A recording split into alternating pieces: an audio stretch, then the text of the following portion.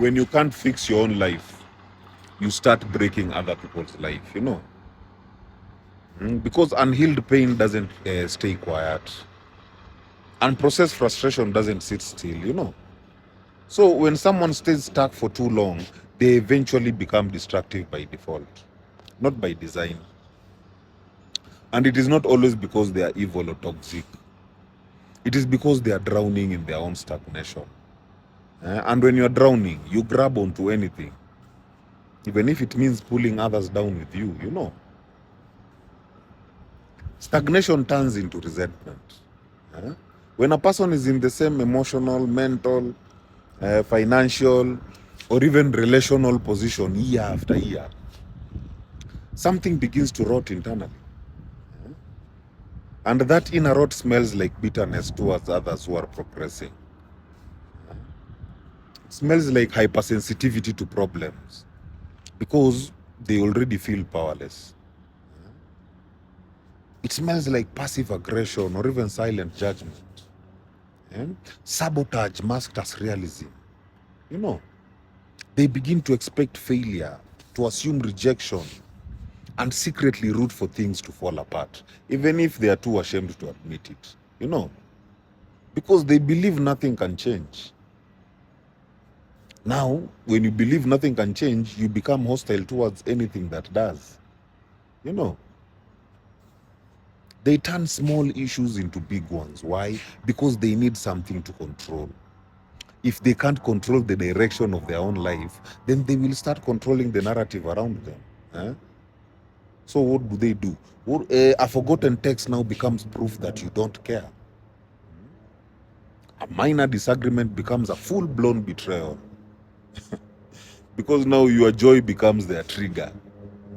Your growth feels like abandonment. They turn discomfort into drama.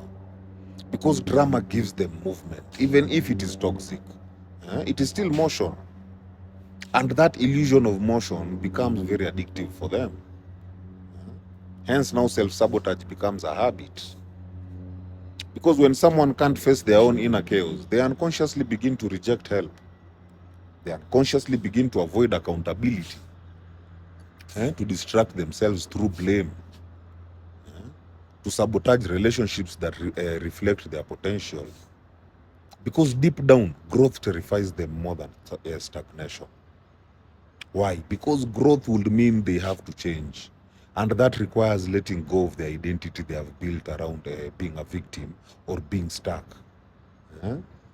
And so they will keep breaking what is good, not because it is bad, but because it threatens the comfort of their dysfunction. They move, the more they avoid doing the work to heal, the more distracted they become with gossip, with complaints, with overthinking, with arguments. But it is not distraction. It is distraction disguised as survival. If I can feel whole, if I can't feel whole, then let me at least feel in control. If I can't build, then let me break. If I can't be loved, then let me test people's love until they leave. And then when they leave, they'll have proven me right, you know? It becomes a cycle of pain, a cycle of defense and loss. You know, all these rooted in their refusal to face themselves.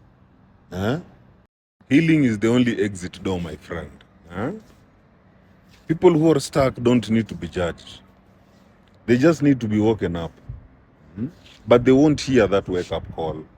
That is if they're surrounded by enablers or even their pain is constantly excused.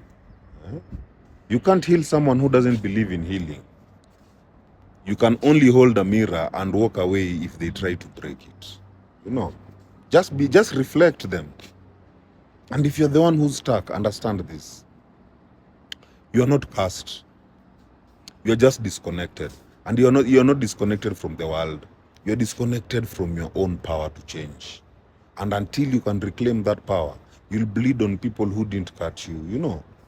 You lose the people who genuinely love you. And you'll end up destroying the very things that could have saved you.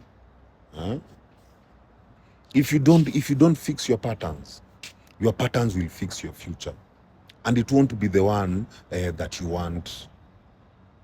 Stagnation is not stillness, it is corrosion.